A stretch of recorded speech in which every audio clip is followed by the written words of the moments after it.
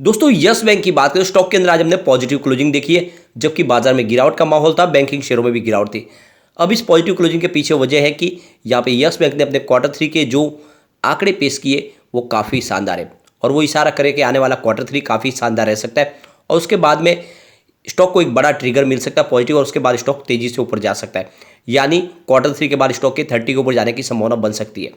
यहाँ पे अगर आप देखें तो पिछले एक साल में यस बैंक की परफॉर्मेंस काफ़ी अच्छी रही है, और अब तो अगर आप देखें तो जिस तरह से लगातार तेजी के बाद स्टॉक वापस नीचे आ रहा था वैसा हो नहीं रहा है, और प्रॉफिट बुकिंग भी बीच बीच में हो रही है, लेकिन काफ़ी अच्छी खरीदारी भी हो रही है। लॉक इन पीरियड नज़दीक आ रहा है, उसके बावजूद भी यहाँ पे दबाव देखने को नहीं मिल रहा है। इसका मतलब यह है कि आने वाले समय में यहाँ पे एक अच्छी तेजी हमें देखने को मिल सकती है। तो यहाँ पे यस बैंक को लेकर बहुत सारी बातें जिसको डिस्कस करेंगे, और तेजी के पीछे किसकी वजह है उसको भी जानेंगे। सबसे पहले अगर हम बाजार की बात करें तो आज BSE सेंसेक्स 60,353 के स्तर पर क्लोजिंग दिए, जहाँ पे हमने 304 पॉइंट की गिरावट देखी है। कल भी लगभग 600-700 पॉइंट की गिरावट थी, आज 300 पॉइंट की, यानी 2 दिन में ही करीब 1000 पॉइंट की गिरावट हो चुकी है। 0.50% की गिरावट थी आज भी, और 1% की गिरावट थी कल, यानी 2 दिन में ही हमने सेंसेक्स के अंदर 1.5% की गिरावट देखी है, और इसके पीछे प्रॉफिट बुकिंग हो रही है FI की तरफ से। निफ्टी 50 की अगर बात करें तो 18,002 के स्तर पे क्लोजिंग है, जो अच्छी बात है कि अभी भी इसने 18,000 के स्तर को मेंटेन रखा हुआ है, जो फिर से तेजी की तरफ ऊपर बढ़ने की संभावना व्यक्त कर रहा है। 0.23% की गिरावट थी। निफ्टी बैंक की बात करें तो 42,619 के स्तर पे 0.79% की गिरावट थी, लेकिन निफ्टी PSU बैंक में कुछ तेजी थी। 4,319 के स्तर पे 0.46% की तेजी, यानी लगभग आधा % की तेजी थी सरकारी बैंकों में। अब यहाँ पे अगर हम निफ्टी प्राइवेट बैंक की बात करें तो 21,745 के स्तर पे 0.78% की गिरावट थी, यानी लगभग 1% के आसपास की गिरावट थी प्राइवेट सेक्टर की बैंकों में, और आधा % की तेजी थी PSU बैंक में। उसके बावजूद भी यस बैंक के स्टॉक में हमें 1% की तेजी देखने को मिली। दूसरे प्राइवेट सेक्टर के स्टॉक आज नहीं दौड़े। अगर हम कल की बात करें तो कल देख सकते हो FI ने काफ़ी बड़ी बिकवाली की थी, इसी वजह से आज भी हमें दबाव देखने को मिला। यानी पिछले कुछ समय से FI बाजार में बिकवाली कर रहे हैं। कल उन्होंने करीब 2,620 रुपीज़ की बड़ी बिकवाली की है, और सामने हमारे जो बड़े फंड हाउस थे उन्होंने मात्र 773 रुपीज़ की खरीदारी जरूर भरी की, लेकिन कम थी, और इस वजह से गिरावट हुई। और आज भी मामला वही है, FI की तरफ से फिलहाल बाजार में बिकवाली जारी है, और इस वजह से बाजार में थोड़ा सा दबाव और देखने को मिल सकता है। अब यस बैंक की बात करें, स्टॉक की शुरुआत 21.50 पर हुई, 21.15 का लो बना, और दिन का हाई 21.70 का है, और अंत में क्लोजिंग आप देख सकते हो 21.55 पर रही, जहाँ पे हमने 0.94% की तेजी देखी है। तो भले ही इंट्राडे में थोड़ी सी गिरावट हुई, लेकिन अंत में क्लोजिंग पॉजिटिव रही है, और अच्छी खासी 1% की हमने तेजी भी देखी है। कल की क्लोजिंग 21.35 के आसपास थी। वॉल्यूम आज थोड़ी सी कमी थी, आप देख सकते हो पिछले एक महीने पहले इसका 56 करोड़ का वॉल्यूम था, 12 करोड़ की डिलीवरी उठाई गई थी। 1 वीक पहले 39 करोड़ का वॉल्यूम और 7 करोड़ की डिलीवरी उठाई गई थी, और कल 44 करोड़ का वॉल्यूम था, 9 करोड़ की डिलीवरी उठाई थी। आज लगभग 3 बजे के पहले 20 करोड़ का वॉल्यूम हो चुका है। फिर भी पूरे बाजार में वॉल्यूम के मामले में आज भी यस बैंक नंबर 1 है। तो ये तो आप समझ ही सकते हो कि वॉल्यूम टॉपर बना हुआ है, और लोगों का रुझान स्टॉक की तरफ बना हुआ है, काफ़ी तेज़ी से स्टॉक ऊपर जा रहा है। तो ये तो आप समझ ही सकते हो कि इस समय सेंसेक्स में लगभग ऊपर के लेवल से 3,000 पॉइंट की गिरावट हो चुकी है। उसके बावजूद भी 21 के ऊपर स्टॉक जब मेंटेन है, तो इसका मतलब ये है कि आने वाले समय में डेफिनेटली यहाँ पे अच्छी तेजी की शुरुआत हो सकती है। यहाँ पे यस बैंक को पिछले एक महीने के हिसाब से दूसरे बैंकिंग शेयरों से कंपेयर करें तो आपको ये पता चलेगा कि यस बैंक ने सबसे शानदार रिटर्न दिया है। पिछले एक महीने के हिसाब से यस बैंक ने 22.35% का ज़बरदस्त रिटर्न दिया है। सेकंड नंबर पे RBL बैंक है जिसने 18.94% का पॉजिटिव रिटर्न दिया है। फिर करूर वैश्य बैंक जिसने 11.31% की तेजी बताई है। CSB बैंक 11.19% दौड़ा, और जम्मू एंड कश्मीर बैंक में 9.15% की तेजी देखने को मिली। साउथ इंडियन बैंक की बात करें, यहाँ पे 7.50% की तेजी थी। फिनो पेमेंट बैंक की बात करें अगर तो 6.62% दौड़ा, और इक्विटी स्मॉल फाइनेंस बैंक की बात करें तो 6.18% की तेजी थी। एक्सिस बैंक में हमने 5.10% की तेजी देखी पिछले एक महीने में। धनलक्ष्मी बैंक की बात करें, इसने 4.90% की तेजी बताई है।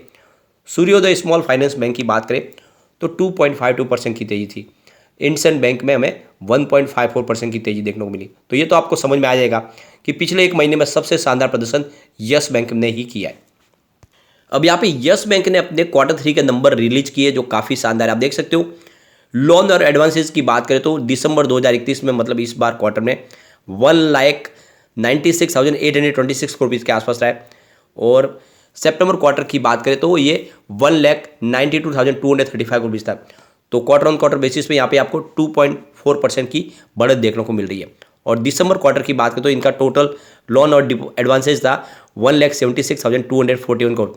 तो इसके हिसाब से भी 11.7% की ईयर ऑन बेसिस पे बढ़त देखने को मिल रही है। इसके अलावा डिपॉजिट की बात करें तो 2,13,608 करोड़ भी रहा है इस बार। क्वार्टर 2 की बात करें तो 2,21,000 के आसपास था। इस हिसाब से 6.8% की ईयर ऑन क्वार्टर बेसिस पे बढ़त देखने को मिल रही है।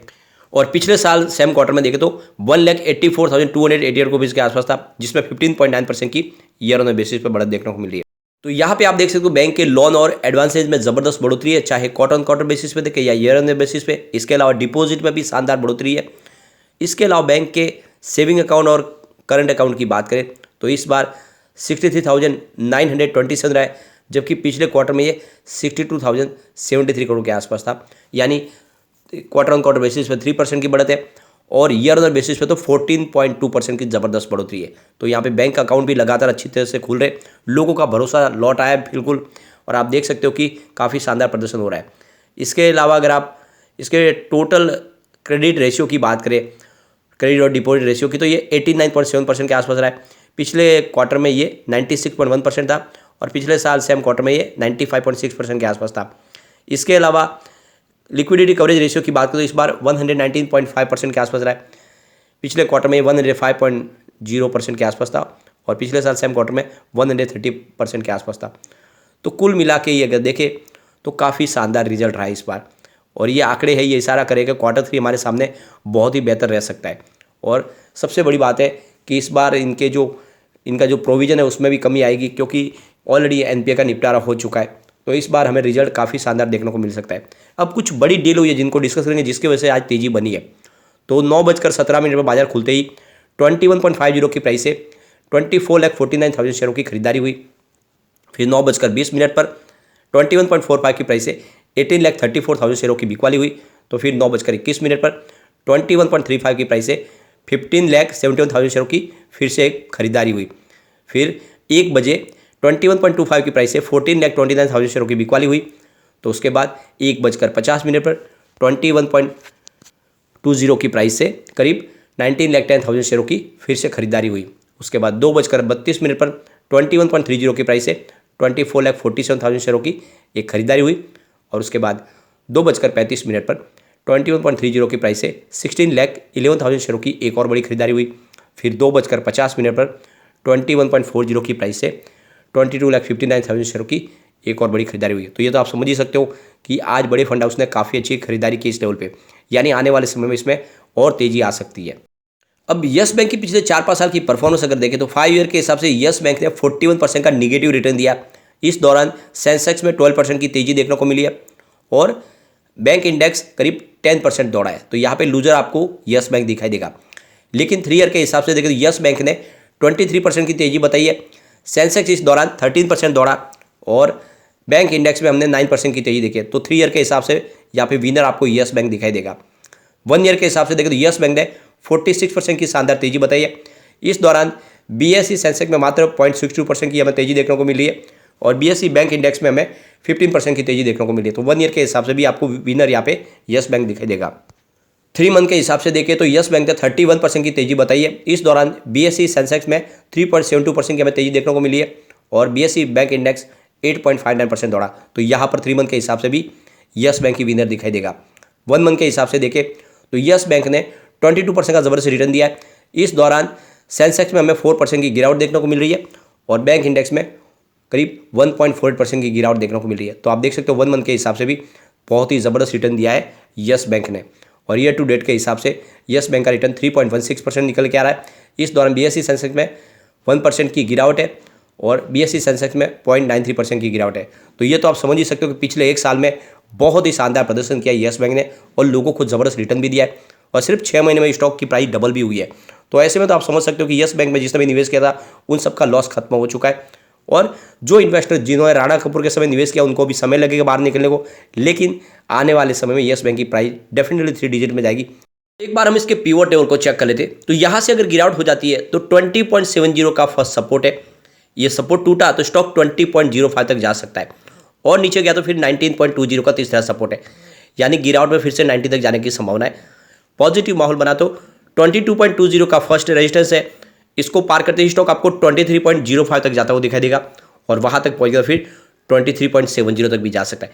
यानी पॉजिटिव माहौल बना तो आपको स्टॉक फिर से इसकी जो नई हाई बनाता हुआ दिखाई देगा जो इसकी 24.75 की थी। तो नजरिया लॉन्ग टर्म का है तो निवेश को बनाए रखें और शॉर्ट टर्म इन्वेस्टर्स समय समय पे प्रॉफिट बुक करते रहे, क्योंकि स्टॉक हो सकता है कि फिर से नीचे भी आए, क्योंकि बाजार में अभी दबाव का माहौल बना हुआ है और अगर बड़ी गिरावट होगी बाजार में तो यस बैंक भी नीचे आएगा, इसलिए आपको प्रॉफिट बुक कर लेना चाहिए। लेकिन फ्रेंड, कोई भी इन्वेस्टमेंट करने से पहले अपने फाइनेंशियल एडवाइजर से पढ़ ले या अपना खुद का रिसर्च करें, क्योंकि मैंने वीडियो आपके एजुकेशनल पर्पज़ के लिए ही बनाया। वीडियो पसंद आए तो लाइक शेयर जरूर कीजिए और चैनल को सब्सक्राइब कर दीजिए। Thank you friend.